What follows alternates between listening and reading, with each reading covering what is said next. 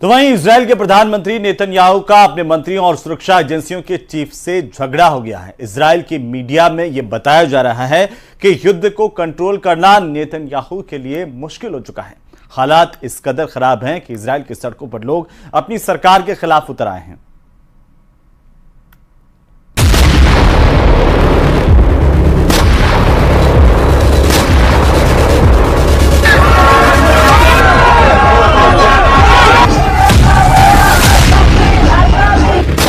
एक तरफ गाजा की सड़कें नेतन्याहू के धमाके से दहल रही हैं, दूसरी तरफ इजराइल की सड़कों पर ऐसा हाहाकार मचा हुआ है कि नेतन्याहू की सत्ता डोल रही है। एक तरफ इजराइल गाजा पर लगातार बम गिरा रहा है, तो दूसरी तरफ तेल अवीव की सड़कें नेतन्याहू के खिलाफ नारों से गूंज रही हैं। गाजा का युद्ध अब ऐसे लेवल पर पहुंच गया है जब हमास से ज्यादा इजराइल की पब्लिक डरी हुई है।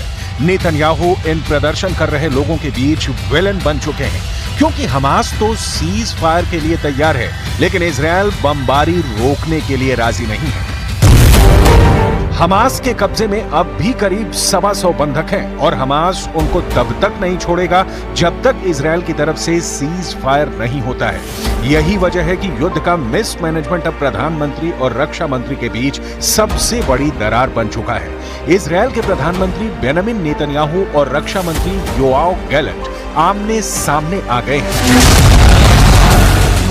पब्लिक के गुस्से का साइड इफेक्ट वॉर कैबिनेट में पहुंच गया है। इस प्रदर्शन और इस हंगामे के बीच इजराइल में सत्ता के गलियारों और बंद कमरों के बीच कुछ ऐसा हो रहा है जिसे दुनिया के सामने आने से रोका जा रहा है, लेकिन इजराइल की मीडिया ने पर्दाफाश कर दिया है। इजराइल की मीडिया का दावा है कि इजराइल के वॉर कैबिनेट में बड़ा झगड़ा हो गया है। जेरूशलम पोस्ट में जो खबर छपी है उससे लगता है कि प्रधानमंत्री बेंजामिन नेतन्याहू और रक्षा मंत्री योआव गैलेंट के बीच हो गई तू-तू मैं-मैं।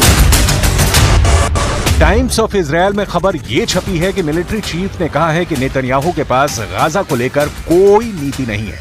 नेतन्याहू पब्लिक से लेकर अपने वॉर कैबिनेट तक घिर चुके हैं।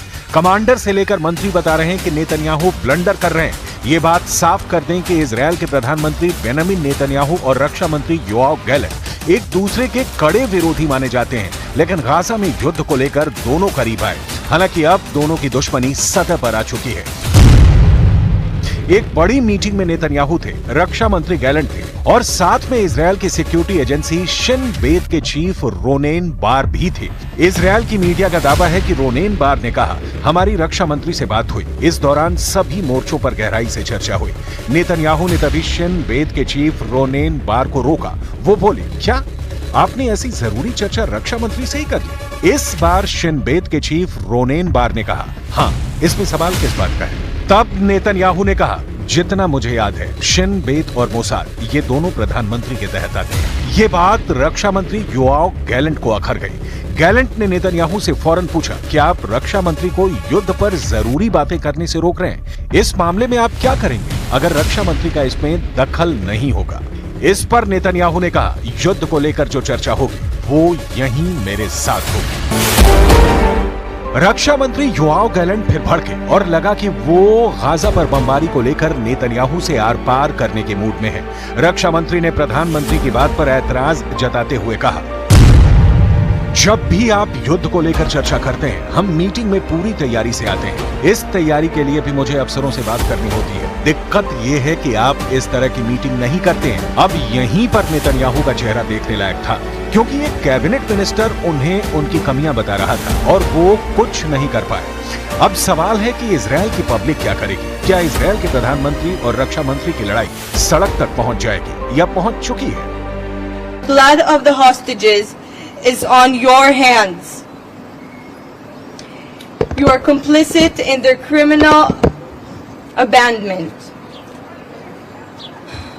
We received another chilling testament today proving the desperate situation in Hamas captivity. The hostages are out of time. Soon, even those who managed to survive this long will no longer be among the living. They must be saved now. 218 दिन की लगातार बमबारी के बाद भी Israel अब तक Hamas को खत्म नहीं कर पाया है। हालात ये हो गए हैं कि इजरायल दक्षिणी गाजा का पूरी तरह से सफाया करने पर उतारू है, लेकिन अब तक उसके युद्ध वाले लक्ष्य पूरे नहीं हुए हैं। रफा कैंप में इस वक्त खून खराबे का दौर जारी है। अब हालात ये है कि रफा के साथ साथ उत्तरी गाजा पर एक बार फिर से तेज बमबारी शुरू कर दी गई है। בצפון עזה בשעה האחרונה מטוסי קרב תוקפים מטרות טרור ברחבי ג'באליה. הבוקר התחלנו בהליך פינוי זמני של מרחב ג'באליה מאזור זה לעבר מרכז הרצועה, וזאת כחלק מהערכות שלנו לפעולה צבאית במרחב. זיהינו בשבועות האחרונים ניסיונות של חמאס לשקם את יכולותיו הצבאיות בג'באליה, ואנחנו פועלים שם כדי לפרק את הניסיונות הללו. इजरायल हमास की तलाश में है और हमास के कब्जे में इजरायल के 125 बंधक हैं। बताया जा रहा है कि इस बार नेतन्याहू ने अपने कमांडरों के साथ मिलकर ऐसा वॉर प्लान बनाया है जिसमें हमास का जड़ से सफाया कर दिया जाएगा। लेकिन सच ये है कि नेतन्याहू अब एक तरफ पब्लिक के गुस्से में गिर चुके हैं, तो दूसरी तरफ वॉर कैबिनेट में हुई बगावत ने नेतन्याहू के हौसलों को बड़ी टक्कर दी है। बेंजामिन नेतन्याहू और रक्षा मंत्री योआव गैलेंट की टक्कर ने इजरायल की वॉर पॉलिटिक्स को उजागर कर दिया है। नेतन्याहू पर नाकाम प्रधानमंत्री का टैग लगाया जा रहा है और अब रक्षा मंत्री और उनकी एजेंसियों ने नेतन्याहू को मुश्किल में डाल दिया है। तेल अवीव की सड़कों पर लगातार मजमा निकल रहा है।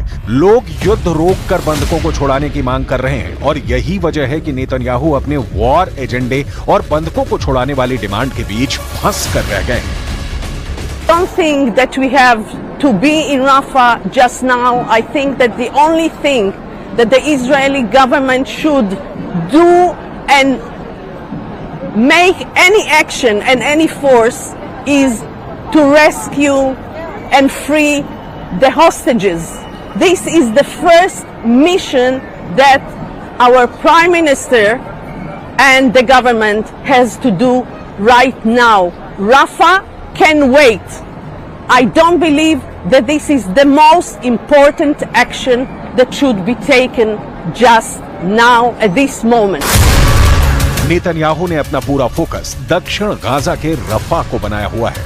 यहाँ करीब 20 लाख आबादी का जो बड़ा हिस्सा बचा है वो यहीं पनाह लिए हुए है। वहीं रफा और इजरायल बमबारी ना करे, इसके लिए अमेरिका से भी हथियारों का ऑर्डर ब्लॉक कर दिया गया है। लेकिन नेतन्याहू बोल चुके हैं कि जरूरत पड़ी तो वो नाखूनों से भी लड़ेंगे और इस वक्त वो बिल्कुल नहीं हटेंगे।